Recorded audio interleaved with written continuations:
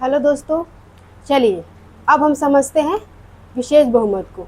इससे पहले हमने समझ लिया क्या क्या, साधारण बहुमत को हमने समझ लिया है और प्रभावी बहुमत को हमने समझ लिया है, और ये हमारा है विशेष बहुमत। ठीक है, विशेष बहुमत में हम ज़्यादा कंफ्यूज होते हैं और एग्जाम में भी ज़्यादा ये पूछता है। ठीक है, तो चलिए हम बिना देर किए हुए फटाफट समझते हैं विशेष बहुमत के कितने प्रकार होते हैं, कैसे कैसे होता है, अच्छे से समझेंगे। 10 मिनट दीजिए आप और अच्छे से समझ लीजिए, हमेशा के लिए कंफर्म हो जाएगा। चलिए, विशेष बहुमत। विशेष बहुमत 3 प्रकार का है। ऐसा नहीं समझना है कि विशेष बहुमत मतलब एक ही जैसा होता है जो भी हम पढ़ते हैं, नहीं। विशेष बहुमत का कितना प्रकार है? 3 प्रकार है। विशेष बहुमत का 3 प्रकार है। देखिए, सबसे पहले प्रकार का विशेष बहुमत को हम पढ़ते हैं। तो पहले प्रकार के विशेष बहुमत में है, क्या होता है कि उपस्थित और मतदान करने वाली सदस्यों का 2/3 बहुमत, यानी कि जितना उपस्थित है और जितना उसमें से मतदान करेंगे उसका 2/3 निकालेंगे, तो वो होगा पहले प्रकार का विशेष बहुमत। देखिए, उदाहरण से समझते हैं। मान लीजिए उपस्थित है 200, ठीक है, और मतदान किए 180। तो 180 का जब हम निकालेंगे 2/3, यानी विशेष बहुमत का मतलब ये होता है कि 2/3 बहुमत होना चाहिए। विशेष बहुमत में ये होता ही है कि विशेष के लिए 2/3, उपस्थित और मतदान का 2/3। तो उपस्थित है कितना? 200, मतदान हो गया 180, ठीक है, और 180 का जब हम 2/3 करेंगे, 2/3 करेंगे, तो हमारे पास 120 आया। ठीक है, तो ये हो गया हमारा पहले प्रकार का विशेष बहुमत। तो ये पहले प्रकार का जो विशेष बहुमत है, इसका प्रयोग कहाँ कहाँ किया जाता है, चलिए देखते हैं। इसका प्रयोग आर्टिकल 249 में, आर्टिकल 249 में इसका प्रयोग है। तो आर्टिकल 249 में है क्या, एक बार देख लेते हैं। किसी विषय को राज्य सूची में निर्दिष्ट अवधि के लिए स्थानांतरित करने की शक्ति आर्टिकल 249 के तहत ये दिया हुआ है कि जब करना हो आपको, कोई विषय है राज्य सूची में निर्दिष्ट, कोई मान लो विषय है, उसकी कुछ अवधि के लिए स्थानांतरित करना है आपको, तो आप विशेष बहुमत का प्रयोग करेंगे। बट कौन से विशेष बहुमत का? पहले प्रकार का विशेष बहुमत। ठीक है, अब एक और आर्टिकल है, आर्टिकल 312। ये हम सबको पता ही होता है, जो भी कॉम्पिटिटिव एग्जाम देते हैं, जो तैयारी करते हैं, उनको पता होता है 312 में क्या है। तो अखिल भारतीय सेवाओं का सृजन करने के लिए, ये जो आर्टिकल 312 है इसमें दिया है ना, अखिल भारतीय सेवाओं का सृजन करना हो। मान लीजिए कोई हम ऑल इंडिया टीचर्स के लिए कोई अखिल भारतीय का सृजन हो रहा है, तो हम ये पहले प्रकार का विशेष बहुमत का प्रयोग करके आर्टिकल 312 के तहत हम अखिल भारतीय सेवा का सृजन कर सकते हैं। तो ये था हमारा पहले प्रकार का विशेष बहुमत। ठीक है, चलिए अब चलते हम दूसरे प्रकार का विशेष बहुमत। दूसरे प्रकार का जो विशेष बहुमत है, ये बहुत ज़्यादा इम्पोर्टेंट है, क्योंकि हम यहीं पर जाके कंफ्यूज होते हैं, और दूसरे प्रकार का ही विशेष बहुमत को बहुत जगह प्रयोग होता है और ये एग्जाम में बार बार रिपीट करता है। तो आज हम अच्छे से कंफर्म ही कर लेते हैं। चलिए देखिए, दूसरे प्रकार का विशेष बहुमत है उपस्थित और मतदान करने वाले सदस्यों का 2/3 बहुमत। इसमें भी है कि उपस्थित और जितना मतदान करेंगे उसका 2/3 बहुमत तो है, साथ ही और देखिए, जो कुल सदस्य संख्या से आधे से कम ना हो। इसमें 2 कंडीशन है, ध्यान से समझिए, फिर से आइए। चलिए, पहला है कि जो उपस्थित और मतदान करने वाले सदस्यों का 2/3 तो है ही, जो कि इस सिर्फ पहले कंडीशन में था कि उपस्थित और मतदान का 2/3, ये कंडीशन तो है ही इसमें।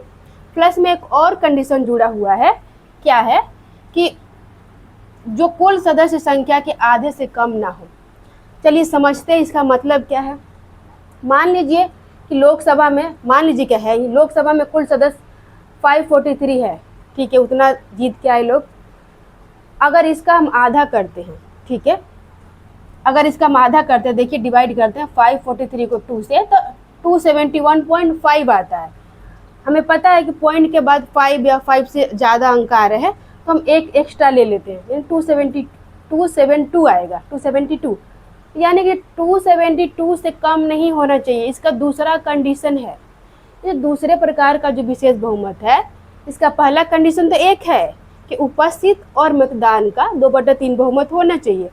दूसरा कंडीशन है जो सदस्य के जो टोटल सदस्य हैं, ठीक है, उसके आधे से कम नहीं होना चाहिए। ठीक है, समझ में आया? चलिए एग्जाम्पल से समझते हैं। मान लीजिए कि लोकसभा में उपस्थित है 310, ठीक है, और मतदान इन्होंने 300 लोगों ने किया। 310 उपस्थित है और 300 लोगों ने मतदान किया। 300 में 200 लोगों ने पक्ष में किया और 100 ने विपक्ष में किया। ऐसा तो होगा ही, कुछ पक्ष में करेंगे, कुछ विपक्ष में करेंगे। तो जब हम निकाल रहे हैं 300 का, जिन्होंने मतदान तो दिया 300 लोगों ने, ठीक है, तो 300 का 2/3 जब हम निकालेंगे तो हमारे पास आया 200, ठीक है, 200 आया हमारे पास।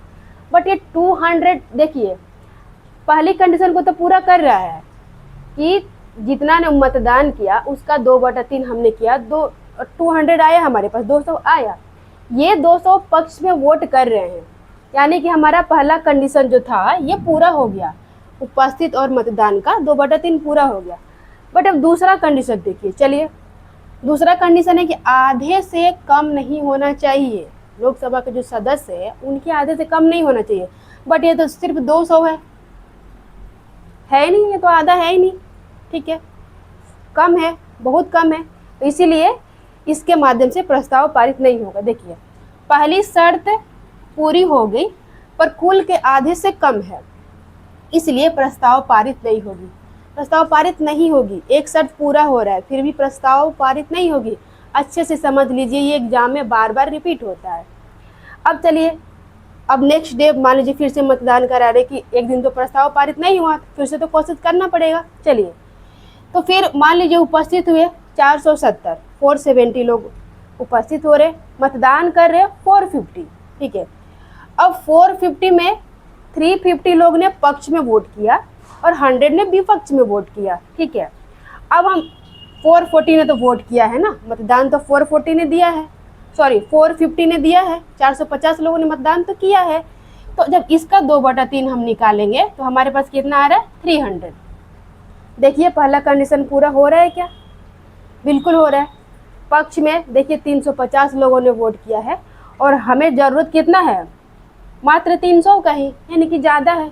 तो पहला कंडीशन तो पूरा हो गया कि उपस्थित और मतदान करने वाले सदस्यों का 2/3। अब दूसरा देखते हैं कि क्या कुल सदस्य का आधे से कहीं कम तो नहीं है।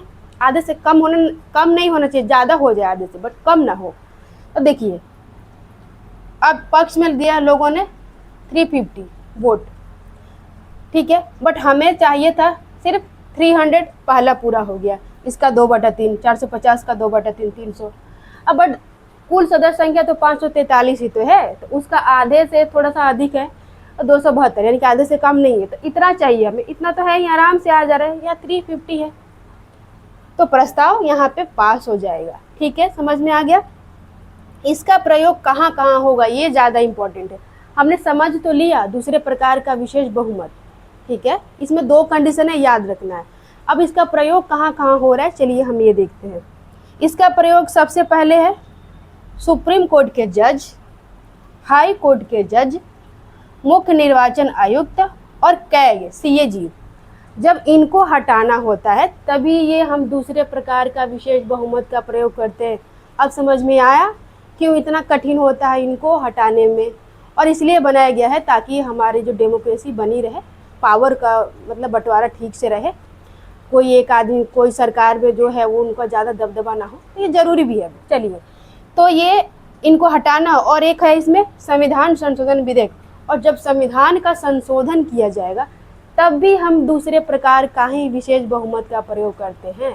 ये देखिए थोड़ा कठोर भी है, कुछ लचीला भी है, कठोर भी है, तो ये दूसरे प्रकार के विशेष बहुमत के विशेषताएं हैं। ठीक है, समझ में आ गया। अब चलिए हमारे पास एक और लास्ट में बचा हुआ है तीसरे प्रकार का विशेष बहुमत, ये ज़्यादा टाइम नहीं लेगा, चलिए फटाफट पढ़ते हैं।